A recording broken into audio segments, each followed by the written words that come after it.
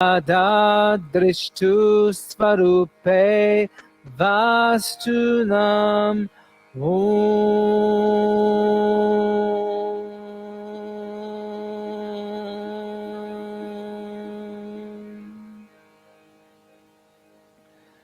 So Patanjali tells us here to find yoga, we have to be in the now. Then he goes on and says that we have to stop the fluctuations, the topsy-turvy of the mind. Then he says that once you stop that and you start to understand like that the true nature of your true self it abides in its own space, which is stillness, is peace. He goes on to say over on page 41 that another way of obtaining mental serenity is through lengthening the inhales and observing the pauses between the breath. I don't know how technical he can get. It's like he's telling you, lengthen the breath and observe the pauses in between. Like notice the inhales, the exhales, those spaces that you're not breathing, and calm the mind through that. Other day I had a class and I had a student who was hyperventilating through the whole class.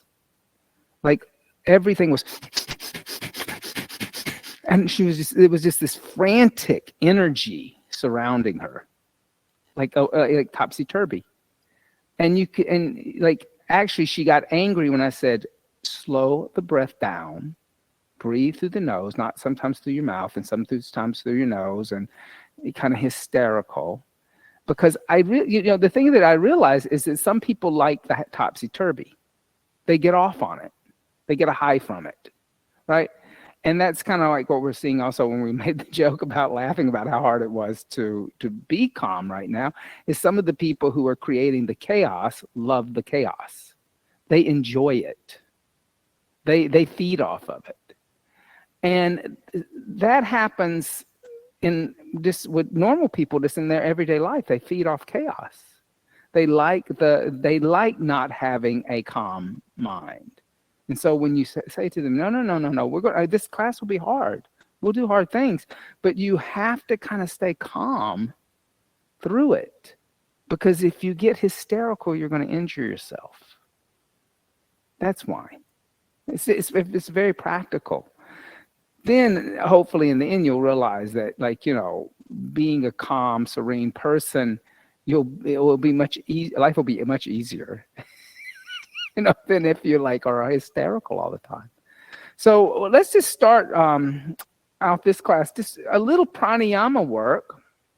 Normally, when we practice Ujjayi pranayama is a samavriti pranayama. It's equal inhales and exhales. We do a 4/4 count, right? But it could be longer. Like the breath could be 8/8 count, or 16/16, or 24/24. Right? I was with my guru one day, and I was in this workshop with him, and he said, we're going to breathe in for 30 counts, and then we will exhale for 30 counts. And the whole room went, oh. It was 30 counts should be easy. We'll do it for 12. So we're going to practice, let's practice a little deeper, longer inhale and exhale of Ujjayi pranayama tonight. Instead of a 4/4 count, let's compromise and make it a 6/6. Okay? We'll slow things down, but it won't be so slow that it will be impossible to move. Like your chaturanga won't kill you at 6/6. You'll have to work a little harder, but not that much harder. So just set up nice and tall and close the eyes. And so in Ujjayi pranayama, the muscles on the side of the neck are contracting, which squeezes the vagus nerve, which stimulates it, which causes your mind to become calm. That's the science of it. So take a moment, inhale through the nose, open up the mouth, stick out the tongue, go, and feel how by opening the mouth and sticking out of the tongue, the side muscles of the throat contract. Now, contract those muscles, inhale through the nose, and make that hissing sound at the back of the throat. And then exhale through the nose and make that hissing sound at the back of the throat. Now let's put that longer metronome to this. Inhale, 2, 3, 4, 5, 6. Exhale, 2, 3, 4, 5, 6. Inhale, 2, 3, 4, 5, 6. Exhale, 2, 3, 4, 5, 6. Inhale, 2, 3, 4, 5, 6. Exhale, 2, 3, 4, 5, 6. Inhale, open the eyes, come onto the hands and knees. Bring the hands underneath the shoulders, the knees underneath the hips. Continue those deep, full inhales and those deep, full exhales. And like Patanjali says, observe what they do to you as you do that. Observe what the changes. Observe the inhale, observe the exhale, observe that space in between. Push the seat back to the heels, lift the knees up, coming into downward facing dog.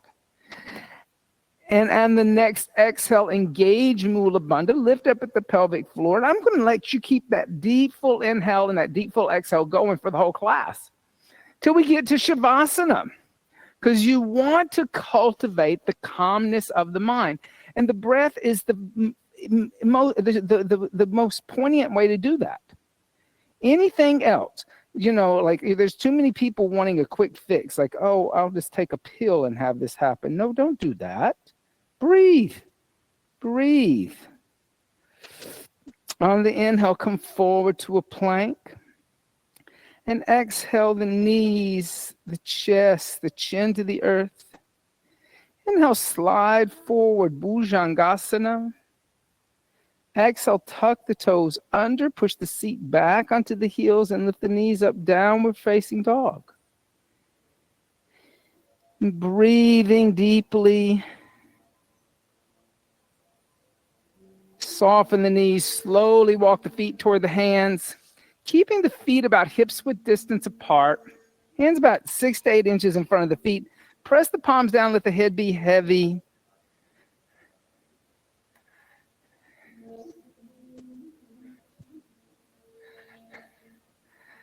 And then bring the left hand onto the floor or the block directly underneath the nose.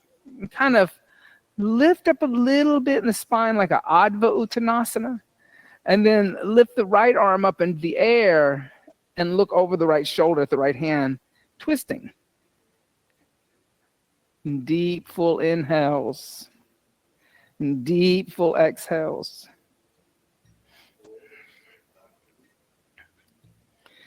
Then gently place the right hand down and lift the left arm up into the air. Look over the left shoulder.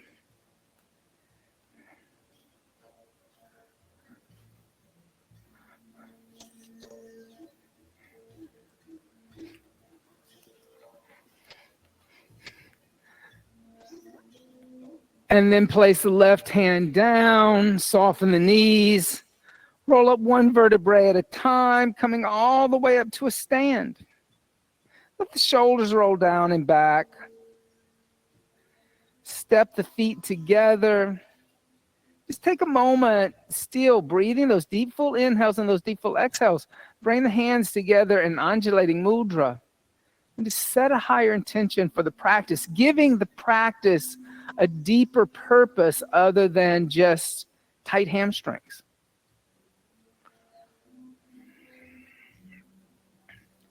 Then exhale, hands by the side to Dasana. On the inhale, bring the hands together again. Extend the arms up toward the sky. Urdhva Hasana. Exhale, folding over straight legs. Uttanasana, Mula Bandha is engaged. Inhale, soften the knees. Step right foot back into a long lunge, looking forward. Exhale, left foot back, downward facing dog. On the inhale, 6 count, come out to that plank. Then as you hit the plank, exhale, slowly start to bend the elbows, chaturanga, 2, 3, 4, 5, 6. Inhale, upward facing dog. Exhale, downward facing dog. Stay, good. Inhale.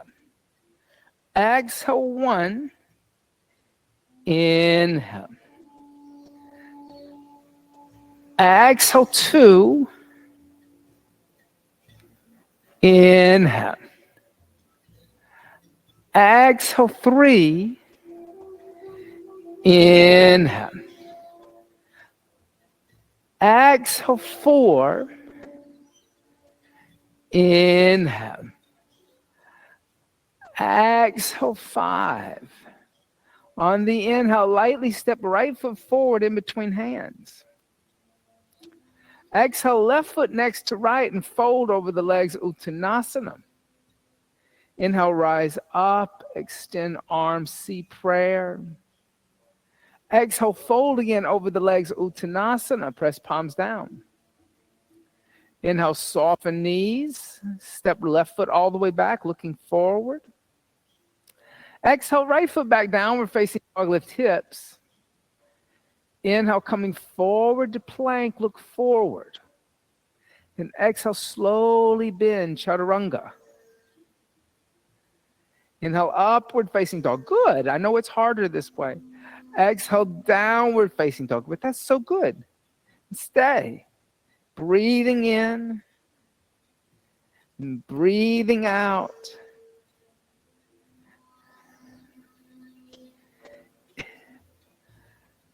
Exhale 3.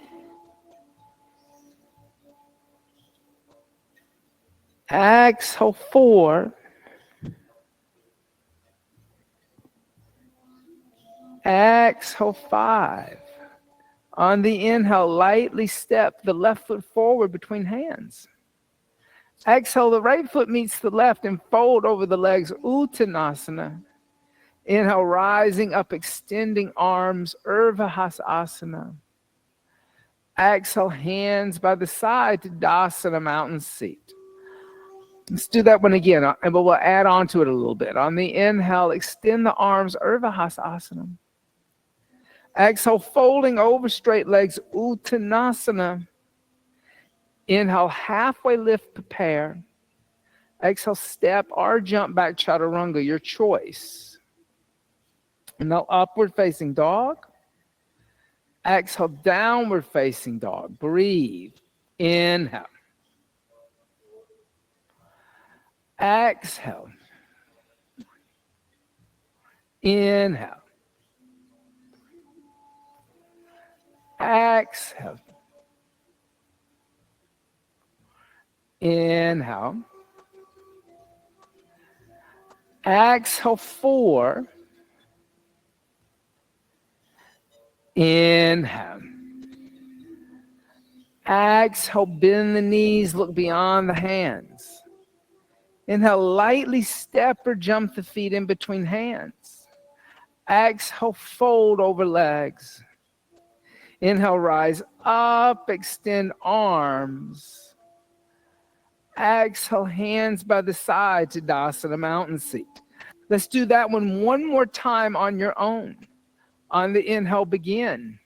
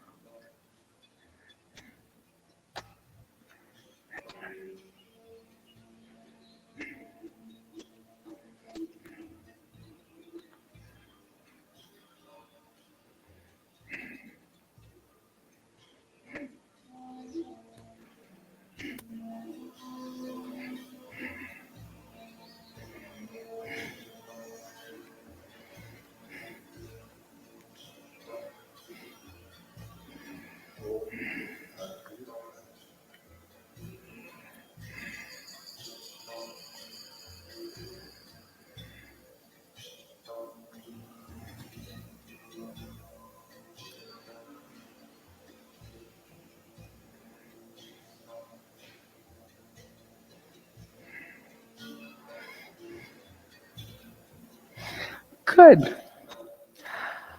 Ashtanga Namaskar B. So like as you step forward in the Warrior One, really think about coming up with grace and that moving through that breath. at that 6th count. On the inhale, bend the knees, Utkatasana. Exhale, put hands on earth, then extend legs, Uttanasana. Inhale, halfway lift. Exhale, float back, Chaturanga Dandasana. Inhale, upward facing dog. Exhale, downward facing dog. Inhale, right foot forward, left heel down. Come up, warrior one with grace. Then with grace, exhale, step back, hands down to the earth, bend the elbows, Chaturanga Dandasana. Inhale, upward facing dog. Exhale, downward facing dog. Inhale, left foot forward, right heel turns down, come up, warrior one with grace. Then exhale, hands down to the earth, stepping back, bending the elbows, Chaturanga with grace. Inhale, upward facing dog. Exhale, downward facing dog. Let's do that again. On the inhale, stepping the right foot forward, left heel comes down, come up, warrior one. Good. Exhale, hands all the way down to the earth, stepping back, Chaturanga Dandasana. Inhale, upward facing dog. Exhale, downward facing dog. On the inhale, left foot forward, right heel turns down, come up, warrior one. Good. Exhale, hands down to the earth, step back, bend the elbows, Chaturanga. Inhale, upward facing dog. Exhale, downward facing dog. Stay in down dog. Inhale. Exhale, one. Inhale. Exhale, two. Inhale. Exhale, three. Inhale. Exhale, four. Inhale. Exhale, bend the knees, look beyond the hands. Inhale, step or jump the feet in between hands. Exhale, fold over the legs. Inhale, rising up, bend the knees, Utkatasana. Exhale, come stand up to Dasana, mountain seat. On the inhale, bend the knees, Utkatasana. Then exhale, put the hands down, extend the legs, Uttanasana. Inhale, halfway lift, Adva Uttanasana. Exhale, step or jump back, Chaturanga Dandasana. Inhale, upward facing dog. Exhale, downward facing dog. On the inhale, stepping the right foot forward in between the hands. Keep the left heel up toward the ceiling. Exhale, push through the left heel. Inhale, lift the torso up, bring the arms alongside the ears in a high lunge. Then exhale, hands together in the center of the chest, twist over to the right. Bring the left arm on the outside of the right thigh, looking over the right shoulder, standing spinal twist. Inhale. Exhale, breathe deeply. Inhale. Exhale, two. Inhale. Exhale, three. Inhale. Exhale, four. Inhale. Exhale, five. On the inhale, lift the torso up, bring the arms alongside the ears in a high lunge. Yep. Now, exhale, turn the left heel down and open the arms and hips, warrior two. Yep. Inhale, extending the right leg. Then exhale, reaching to the right. Right hand on right shin. Left arm lifts up. Triangle Trikonasana. And breathe.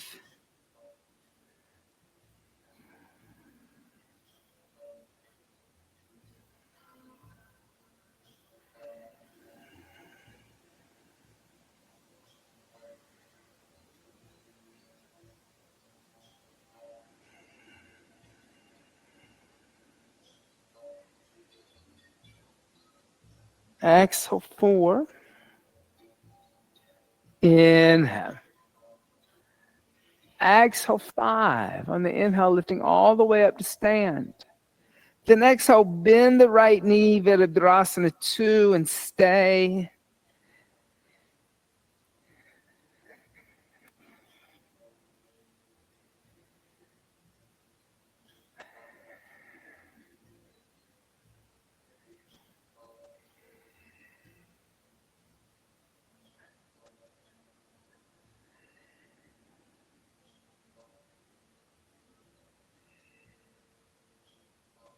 Exhale 4. Inhale. Exhale 5. On the inhale, extend the right leg, one breath. Then exhale, rebend the right knee, place the right hand down outside the right foot. Use a block if you need to. And then allow the left fingertips to come toward the floor. Then point the fingertips toward the windows. And then lift the left arm up at a 45-degree angle from the back of the left heel, rolling the left shoulder onto the back, opening the chest up to the left side of the mat.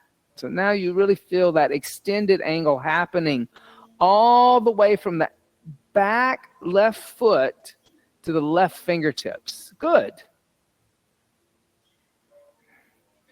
And you're pushing through the outside of the left foot, not collapsing in on the ankle. I see that a lot. Sometimes people think, oh, if it's an inner hip stretch. Actually, it's this outside of the body from the left side of the ankle outside to the left fingertips.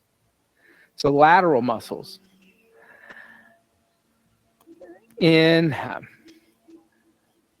Exhale 5. And then on the inhale, gently place the left hand down, step to a downward facing dog. Just so easy. One of the things that, like when you slow it down, the practice becomes a little bit more like Tai Chi. And Tai Chi is all about moving energy too, just like Vinyasa is, conducting energy. Step the left foot forward in between the hands and push through the right heel. Lift the torso up, arms alongside the ears. Then hands together in prayer and twist over to the left. The right arm comes on the outside of the left thigh. And here again, you're breathing deeply. Stay balanced, don't fall over. So what may have happened is that as you twisted, you kind of leaned over this way. So kind of pull energy that way over toward the wall. Instead of leaning, you kind of went over that way, you're at your head.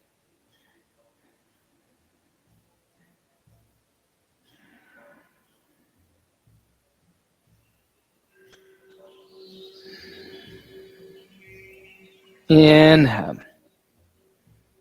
Exhale 5. On the inhale, lift the torso up, bring the arms alongside the ears in a high lunge. Then gently turn the right heel down and open the arms and hips up to the right side, warrior 2. Then extend the left leg, reaching to the left hand on the left shin, right arm lifts up. Triangle Trikonasana.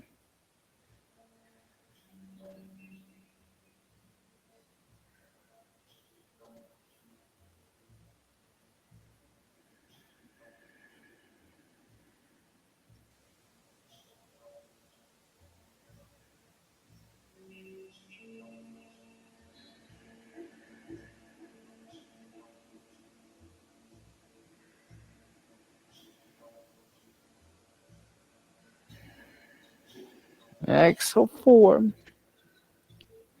Inhale.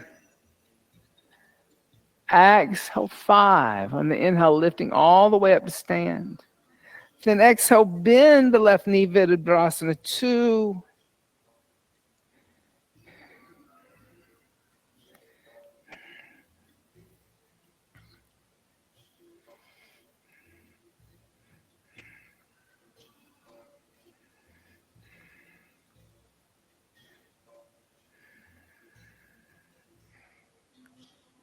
Exhale 4.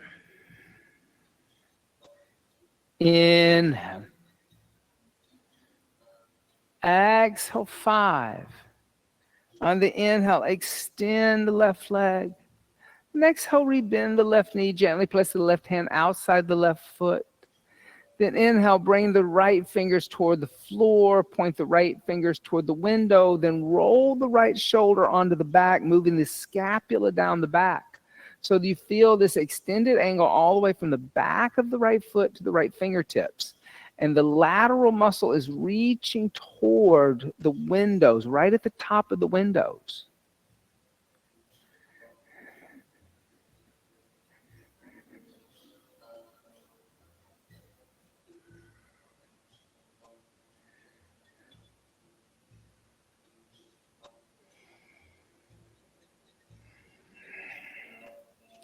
Inhale.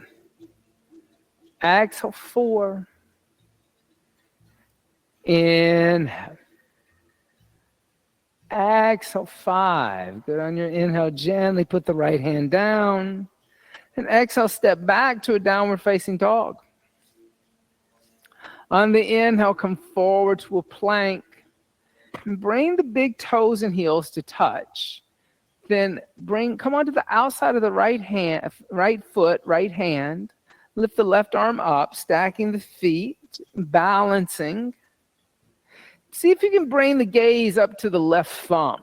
And see if you can lift the hips a little higher, taking the weight out of the hand. Vashisasana.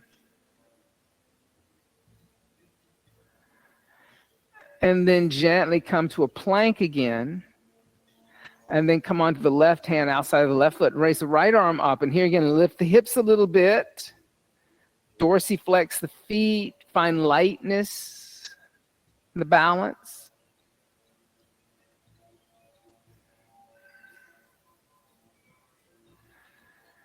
And come forward to a plank. And exhale the knees, the chest, the chin to the earth. Resetting the shoulders. Then slide forward, Bhujangasana. Exhale, tuck the toes under, seat back onto the heels, and then lift the knees up, downward facing dog. On the inhale, lift the left leg up into a down dog split. And then bend the left knee, open and stack the hips, externally rotate. Then inhale, come back to a down dog split. And then exhale, bring the left knee into the chest, the shoulders over the wrist. Now move the left knee and the left foot a little bit to the right. Then come to the outside of the left knee and shin and send the right leg back for a pigeon. Yeah, so easy. If you need a little padding underneath the left hip, you can always use a blanket or a block. If you want to adjust the foot a little bit, be my guest. If you're looking for a deeper, I will say this: if you bring the left heel in line with the right hip, that's like intense for a lot of people. If you're looking for more intensity, move the right foot and move the left foot and the left knee a little bit over to the left. So you're not in line with the left hip anymore, but you're a little outside of it. Then lift the head and chest, pull the left hip back. And then exhale, fold forward over the left leg and just breathe.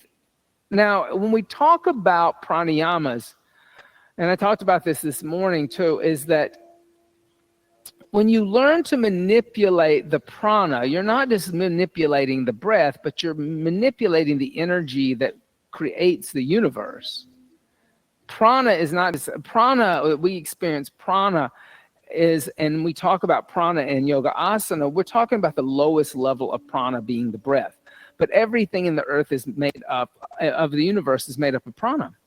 So there is what's called psychic pranayama, meaning that you can take the breath psychically and send it to areas of the body or to openings and focus on those certain places. So if you feel tightness in the hip in Kapot Asana, pigeon, as you breathe these deep full inhales and exhales, psychically in your mind, send the energy to the hip where you feel tightness, telling it to relax, telling it to let go of the tension.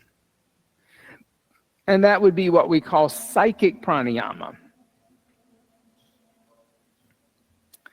Now, your medical doctor would laugh at you if you told him that you do that in the yoga class.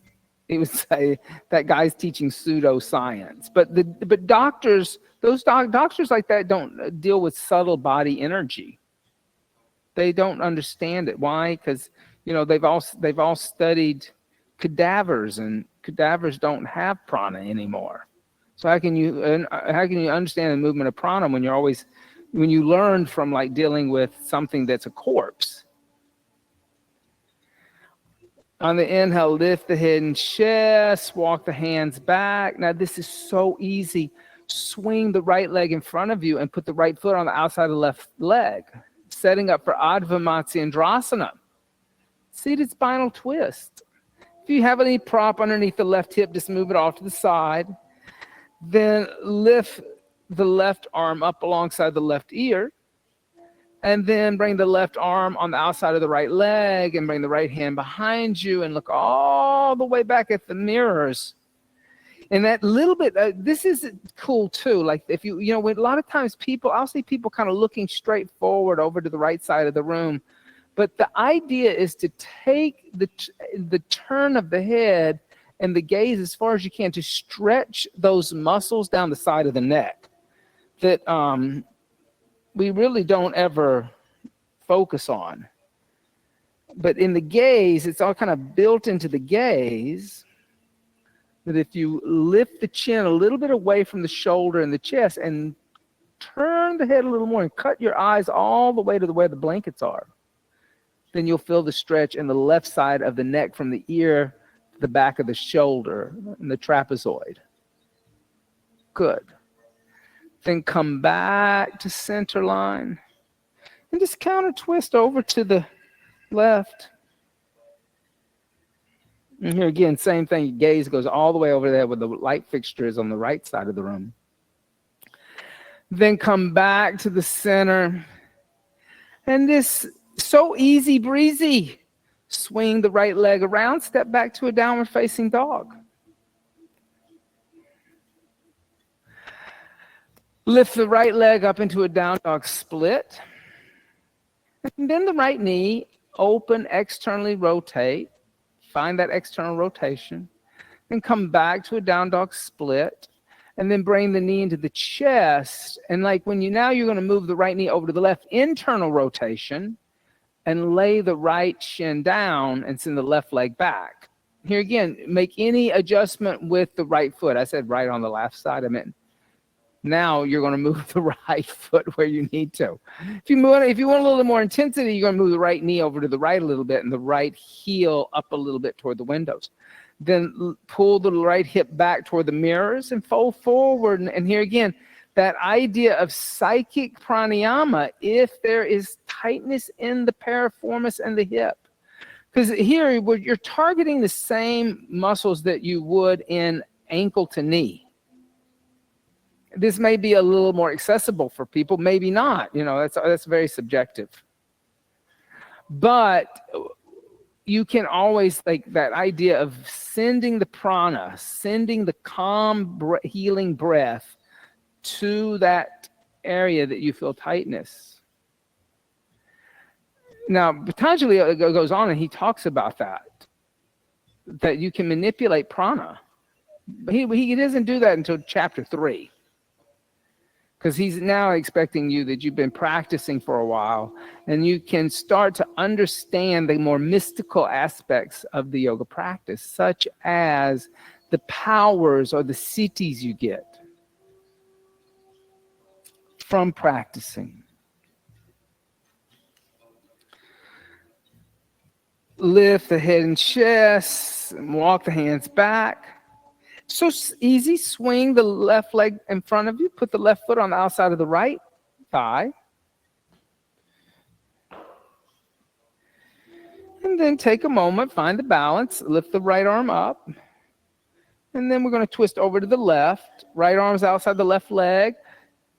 The chin lifts away from the shoulder. The gaze is into the mirror, but then kind of cutting all the way over to where that little black laundry bin is, so that there's a little stretch in the right side of the neck. Inhale and exhale. Good.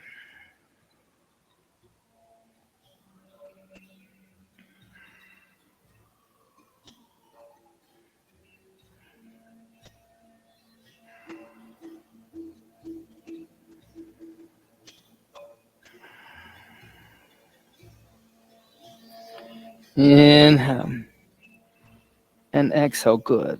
And then he'll come back to the center line and then counter twist. And then come back to center. So easy. Just swing the left leg around, step back to a downward facing dog. On the inhale, step the right foot forward in between the hands. Now exhale, push through the left heel, look at the wall in front of you, the windows. Reach the arms back toward the mirrors. So the arms come alongside your body. You may lift your chest up just a little bit, but you're kind of like a Rolls Royce hood ornament, right? I love that image. Then shift the weight forward. Start to lift the left foot off the floor and just balance on the right foot. And here again, stay calm as you do this, because this is one of those kind of things, like all of a sudden the breath becomes choppy.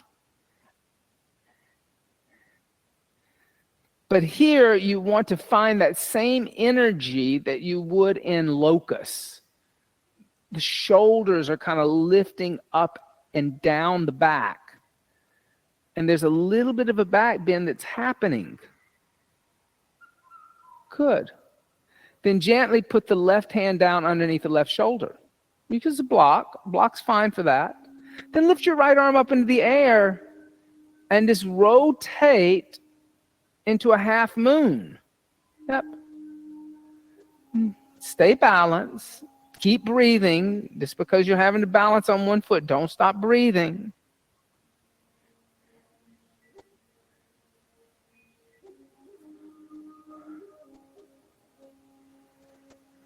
Good. And gently place the right hand down. Then with control, bend the right knee a little. Step the left foot back where it came from, like you're that hood ornament on a Rolls Royce car. Then step your right foot back, downward facing dog. Just that easy. And sometimes, like when the sequence is slow and bobby like this, I like to keep the sequencing short. Right? I think that then what happens is you're able to take it in on a deeper level when there's not a lot going on in each little component. Step the left foot forward in between the hands. Just like you did in the first sequence, so you're in a lunge. Then reach your arms alongside the body. Look forward a little bit at the windows, and you're about to take off and fly. So shift weight into the left foot, lift the right foot up, and fly up into a warrior 3. And this balance. And here again, find that sense of calmness, the steadiness, the joyfulness that Patanjali talks about in the Yoga Sutras that the asanas should have. Here again, you're only going to if you're breathing.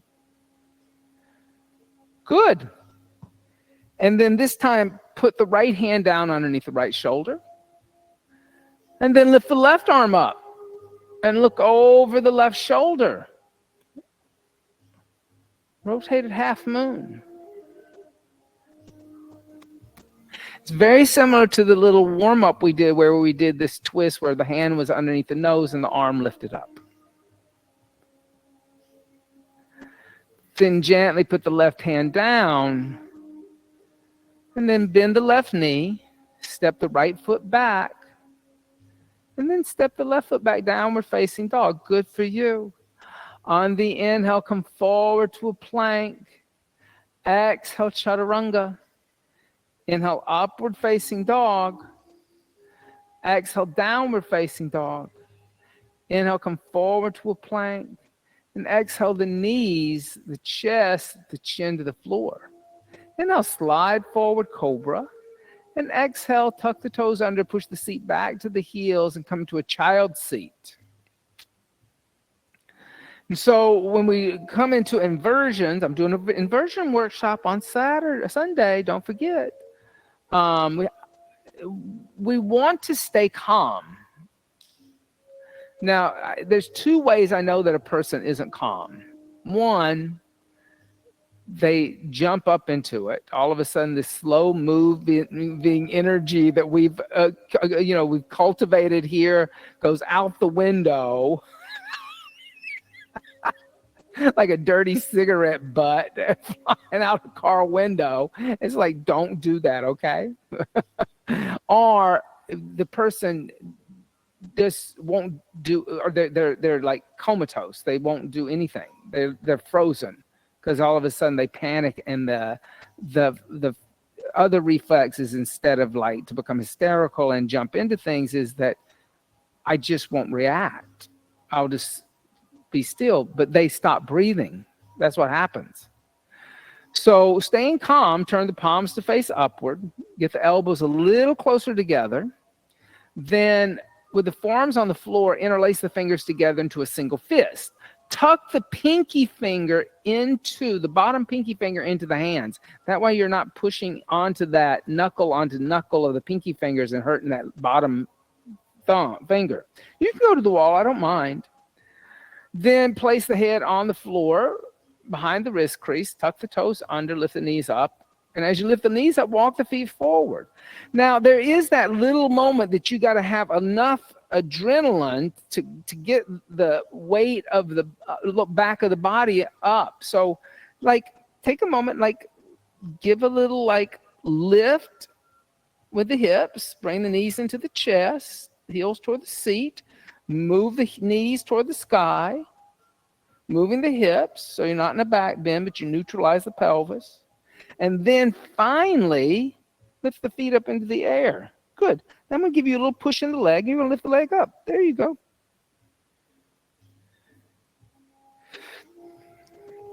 Now, when you're like calm here in headstand, what should happen is, believe it or not, the breath is naturally going to slow down. If you stay in it, we practice these inversions for 5 minutes. There's a reason why we practice for 5 minutes. It takes that long to move the subtle energy, but it also takes that long to move the gross energy. So being upside down for that length of time, we change the flow of blood. Okay, the heart has been working really hard getting the blood pumped back from the legs back up to the heart. So now upside down, the fluids of the body move toward the heart and the internal organs quicker. But it takes a few moments. It doesn't happen immediately after you come upside down. Then two, what happens is the internal organs of the stomach start to push on the diaphragm. They shift around a little bit too. And so if you want a flatter tummy, my theory is stay upside down longer. Why? Because then everything kind of moves up. But by pushing on the diaphragm, it causes the diaphragm to have to work harder, and the breath slows down even more.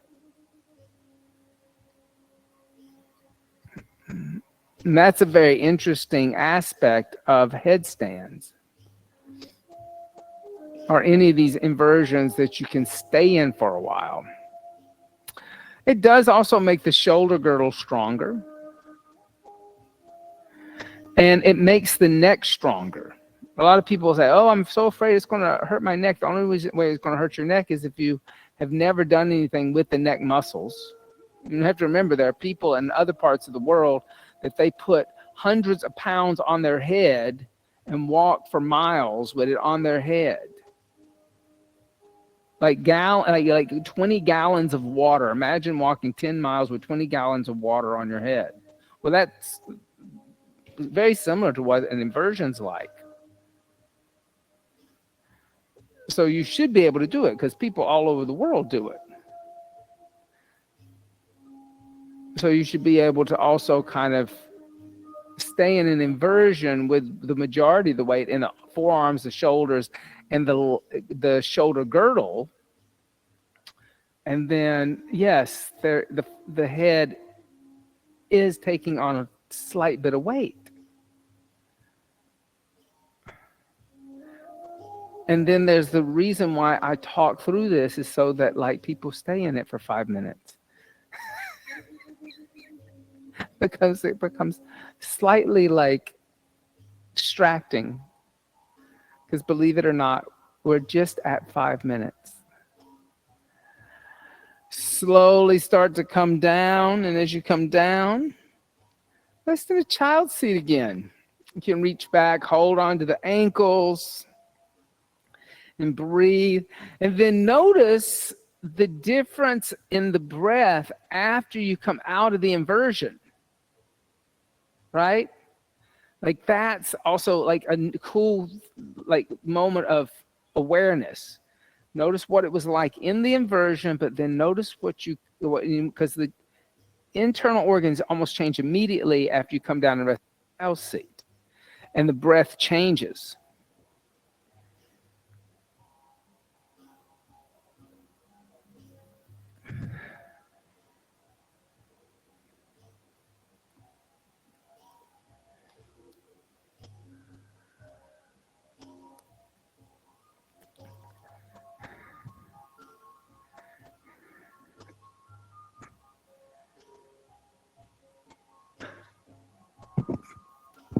Reach the arms forward, tuck the toes under. Pressing the hands, come back to a downward facing dog. And then come forward to a plank. And with bent elbows, slowly come all the way down onto the abdomen. And as you come all the way down, squeeze the legs together. Look slightly at the windows, reach the arms back toward the mirrors, and on the inhale, lift the head, chest, legs, and arms. Shalabhasana locus, and feel how there is that similarity to Warrior 3. There's that slight contraction in the upper back. And notice how that when you come into back bends, that the prana also shifts, and where the breath is located starts to shift. More so than standing asanas or any forward fold like Parshvottanasana. Then slowly come down, relax.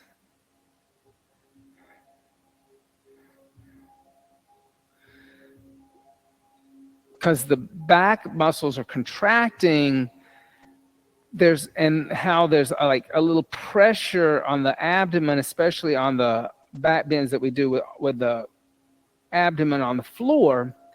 You actually have to breathe a little bit more in the side of the ribs. The intercostal muscles of the rib cage expands a little more. Bring the forehead to the earth, bend the knees, reach back, grab the ankles, and shift the weight forward a little bit onto the navel. On the inhale, kick the feet in the hands and lift all the way up.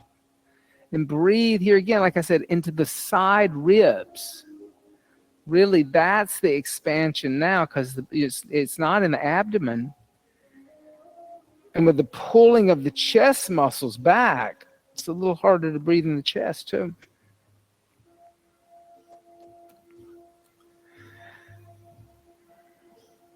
And slowly come down, release the feet, turn the cheek to one side, and just rock out the hips.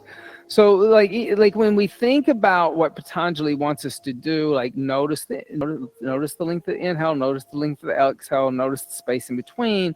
You can take that further. Remember, he's just writing a little sutra, a little stitch. So you can expand upon that and notice the breath in each one of these types of asanas. What is it like in forward folds? What is it like in back bends? What's it like in inversions? What is it like in standing and balancing asanas? What's it like when I let go of it and I come into Shavasana?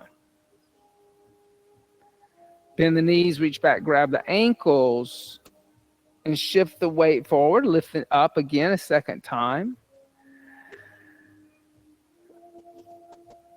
But that awareness is mindfulness, is what it is.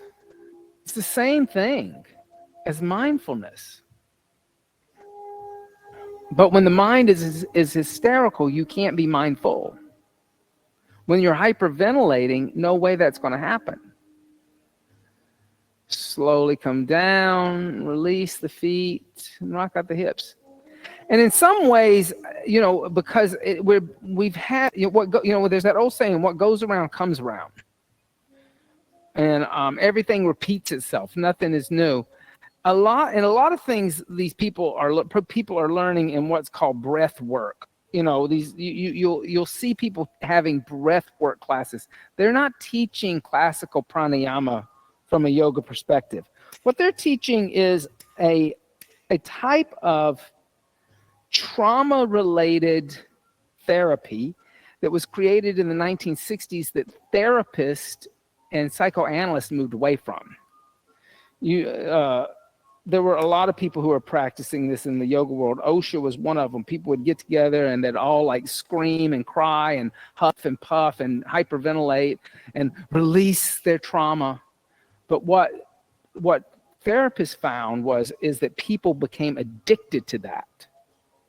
The screaming, the crying, the huffing, the puffing, the getting red in the face.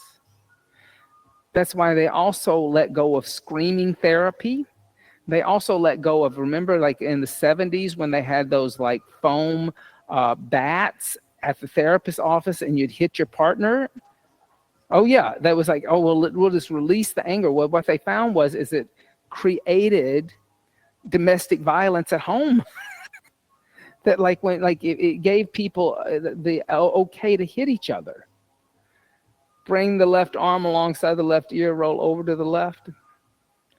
So these things that people sometimes do that like they think they're triggering some kind of energy in the body is actually triggering the wrong type of energy. It's triggering a very tamasic, rajasic energy. Bend the knees, tickle the heels. Anger is rajasic. You know, sadness, crying and weeping, tamasic. On the inhale, lift the hips, the lower, the middle back. Half bridge. And just breathe. We'll do the full bridge in a minute. I promise. Just a little half one.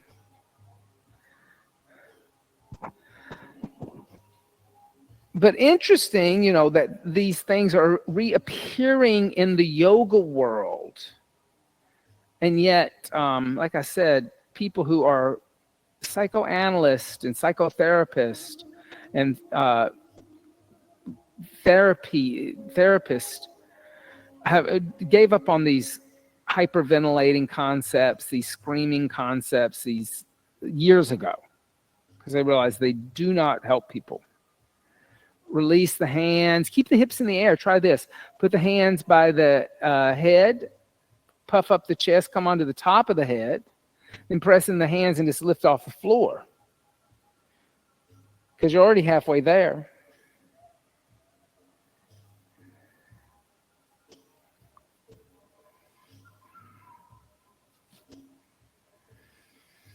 Bring the chin of the chest and come down, the upper, the middle, the lower back.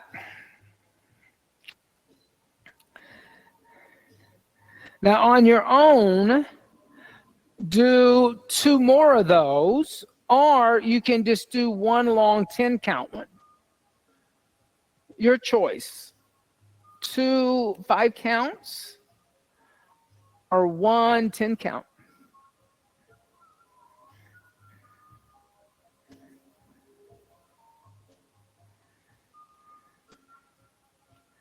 You can do whatever. Yeah, if you need a belt, do that.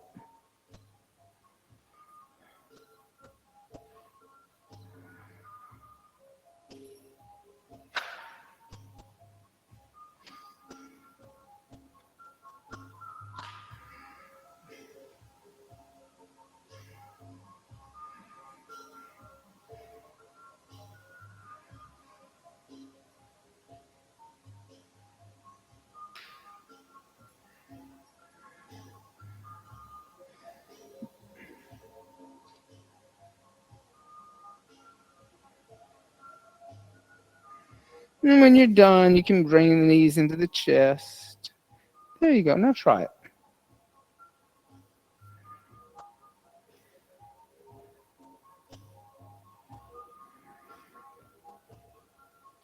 And lift up. Good. Now press into the hands and lift.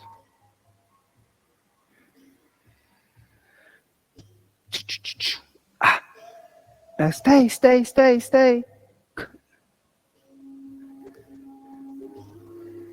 It's getting better. Yeah, you can grab my ankles. All right, lift up. Good. Now extend through your elbows. Good.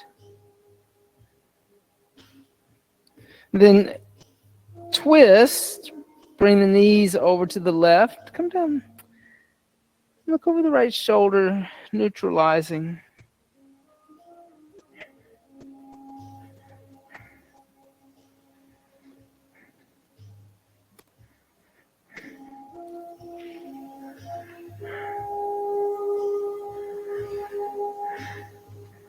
And then switch sides.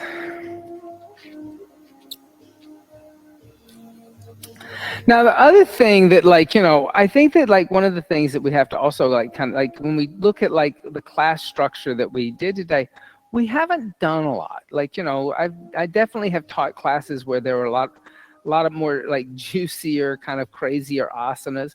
So, but this has a different intention, right? And with a rajasic mind, if you have a rajasic mind, this type of class will become boring to you, because you're looking for that, also that high of the physical activity of doing and trying new things. And this is actually a very mature class, meaning that you have to kind of be aware of the real purpose of yoga and what you're trying to achieve to want to do a class like this consistently. Bring the knees back into the chest, give the knees a little hug. And then bring the forehead toward the knees and rock up to a seated position. Spin yourself around facing the windows. Extend the legs out in front of you. Dorsiflex the feet. Reach back, lift the flesh of the seat up. And then exhale, fold forward. Hold on to the feet. Paschimottanasana.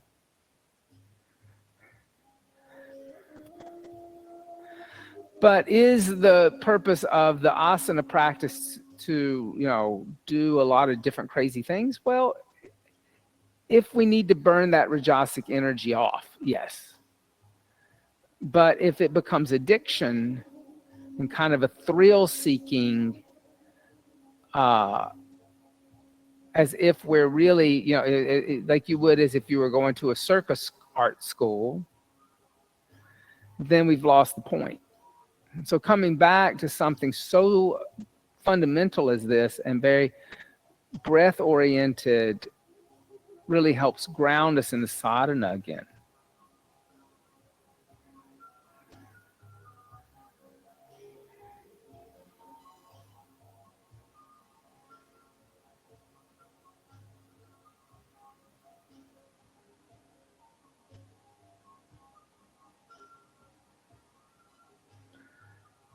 On the inhale, lift the head and chest.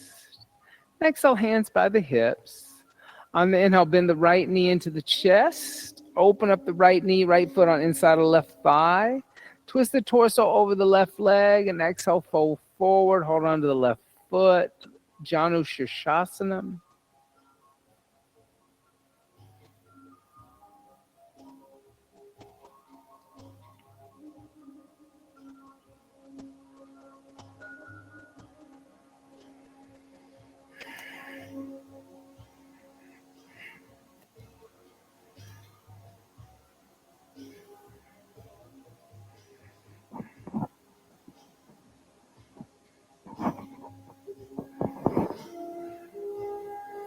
And lift the head and chest. Lift the knee up and extend the leg out. And then switch sides, bend the left knee, open up the left knee, left foot on inside of right. Twisting torso over the right, and exhale, fold.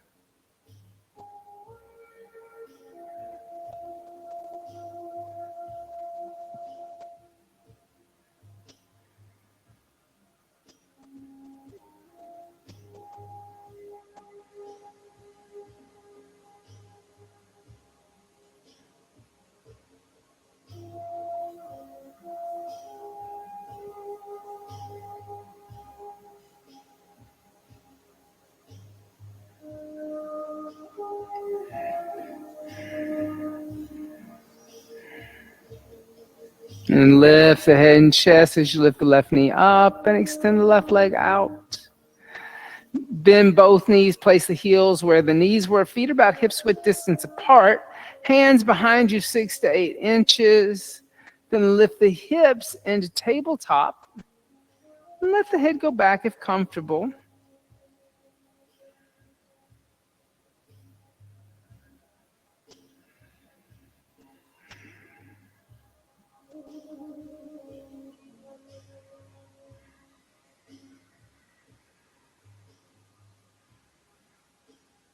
And then gently bring the chin in the chest and come down. As you come down, open up the knees, bring the feet together. Bring the heels a little closer to the pubic bone.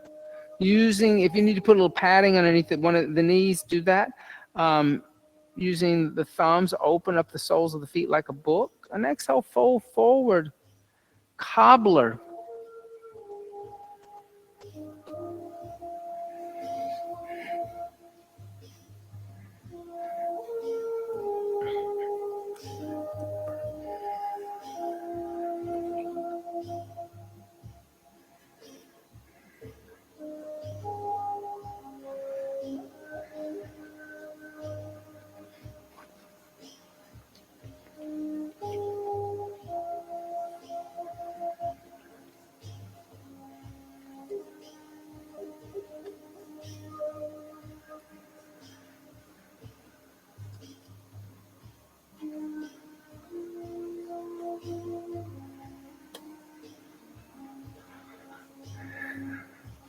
Let's just a little more light.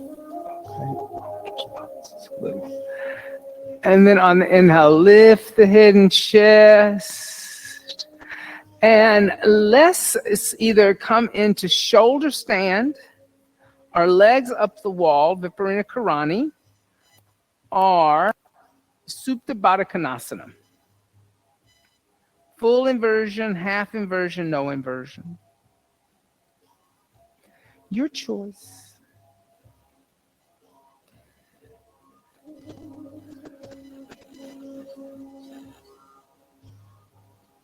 Today is Earth Day. I forgot about it. I totally forgot about it. Happy Earth Day.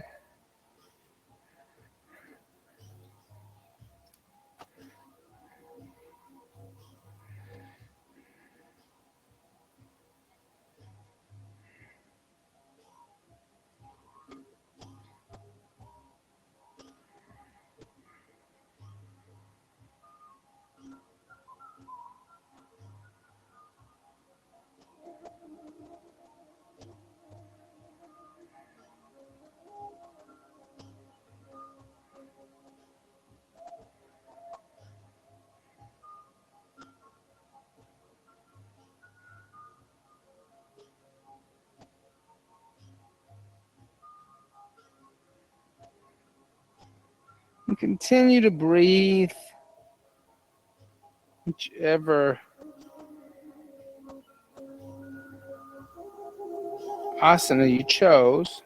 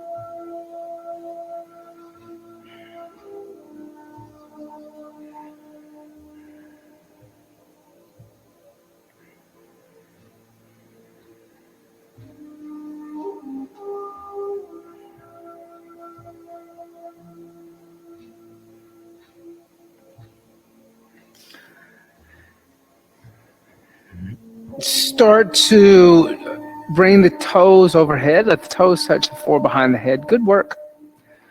And then clasp the hands together in a fist, or you can hold onto the yoga mat. Those are great options. Halasana plow seat. Inhale. Exhale, 1. Inhale. Exhale, 2. Inhale. Exhale, 3.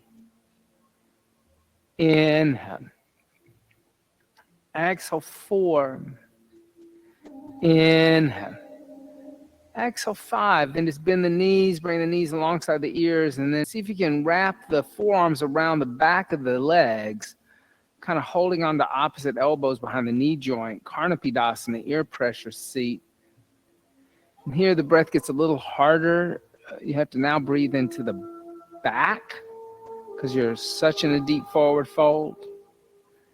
So that becomes challenging. Plus, there's the restriction at the throat from this natural Jada Danda Bandha that's happening. Then place the hands on the floor. Slowly come down one vertebrae at a time until the hips touch the floor. And then once the hips are on the floor, extend the legs out. And then lift the torso up, unfold the mat, lay down on the back, press into the elbows, puff up the chest, come onto the crown of the head, fish Matsyasana.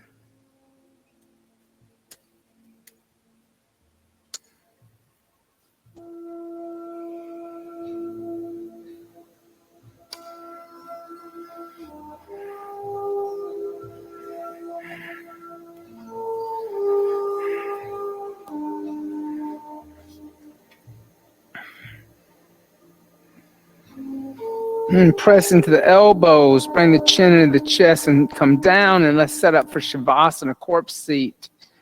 And you can roll up a blanket, place a blanket underneath you. You can place a blanket on top of you. And here, like now, the breath totally changes. Here, the breath simply becomes organic. But even though you're laying down and relaxing, it's a good time to kind of, like Patanjali said, focus on the inhales and focus on the exhales, but like notice the spaces in between. So you could still become observant of breath in Shavasana, but in an organic, passive witness kind of way, stepping away from trying to control the prana and just watching the body breathe and let it do what it wants to do organically. And that's a very fascinating thing to do, to let go of the technical work that you've been doing in Ujjayi Pranayama And now just to let it become organic. Relax at the pelvic floor and let go of the efforts. Shavasana, corpse seat.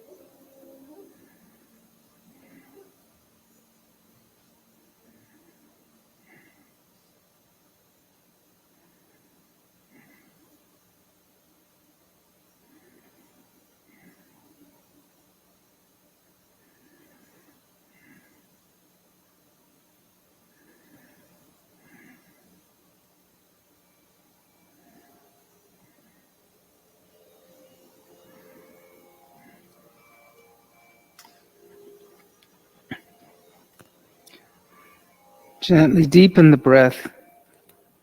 And as you deepen the breath, allow the breath to reanimate the body, making small movements with the fingers and the toes.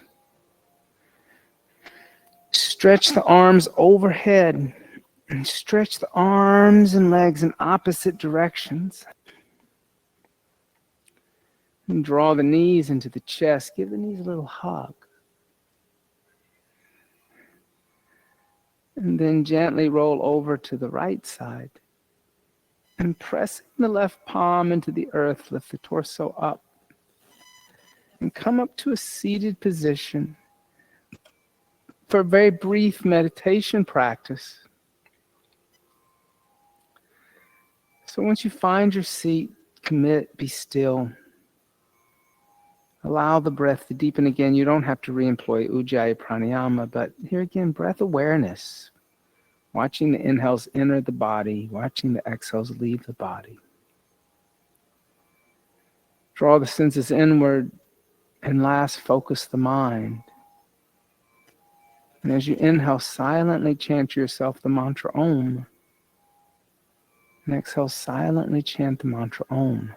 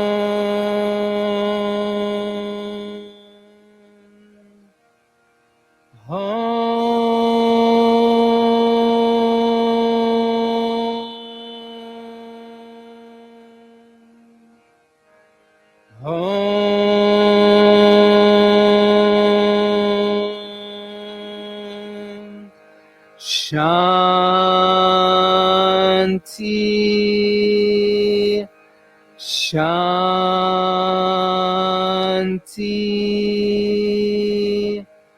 Shanti.